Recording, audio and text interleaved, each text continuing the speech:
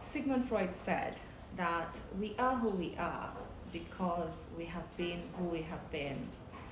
That means that there are people right now at the age of 30 or 40 who have the same behaviors they had when they were 20 or 15.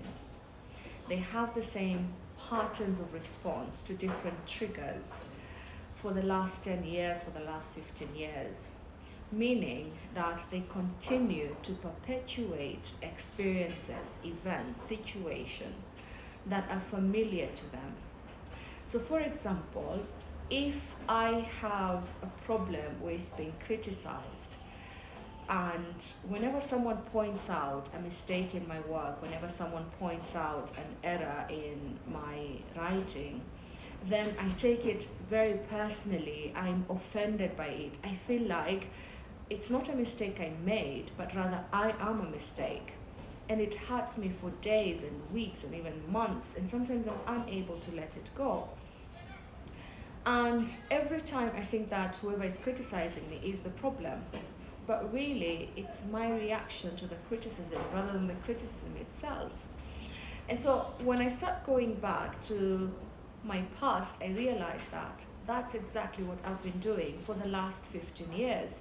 I've not been able to keep relationships. I've not been able to have someone, build a deeper or closer relationship with me, because whenever they start to criticize my choice of color, my choice of hijab, my choice of wibwe, I get very offended.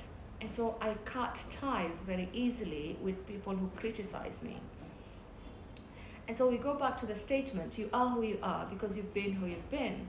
Unless I become conscious of this behavior, because right now it's unconscious to me, I'm not even aware that criticism is something I don't take lightly, something I take very seriously.